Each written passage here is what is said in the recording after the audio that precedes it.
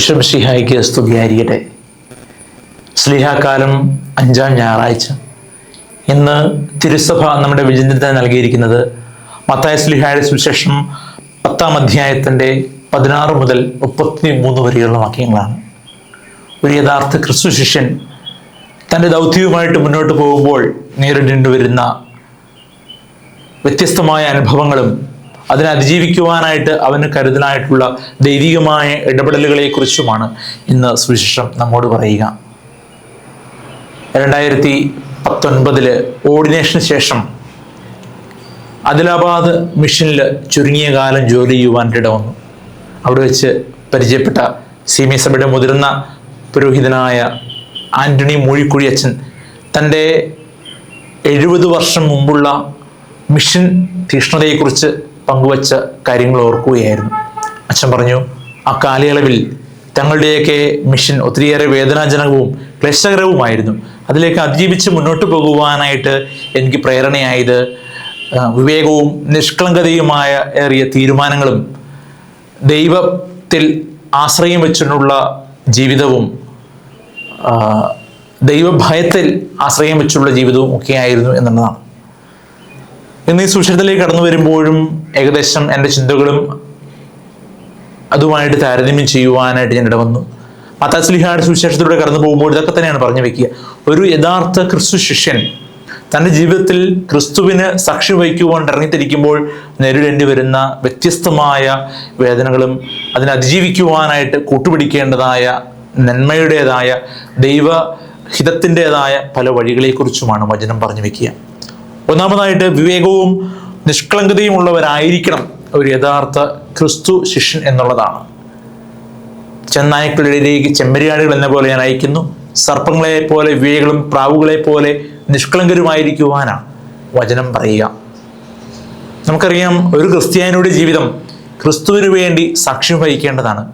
അത് പൗരോഹിത്യ ജീവിതമായാലും കുടുംബജീവിതമായാലും സന്യാസ സമർപ്പണ ജീവിതമായാലും ഏകസ്ഥ ജീവിതമായാലും ഇവിടെയെല്ലാം ഇന്ന് ആധുനിക ലോകത്തിൽ ഏറ്റവും അനിവാര്യമായ ഒന്നാണ് വിവേകം ഉള്ളവരായി വർത്തിക്കുക എന്നുള്ളത്. വാക്കും പ്രവൃത്തിയും ചിന്തയും ഏറ്റവും വിവേകത്തോടുകൂടി ഉപയോഗിക്കുക. നിഷ്കളങ്കത, സത്യസന്ധത ജീവിതത്തിൻ്റെ ഭാഗമാക്കുക. ഇവിടെയാണ് ഒരു യഥാർത്ഥ ക്രിസ്തു ശിഷ്യൻ ജീവിക്കേണ്ടത്.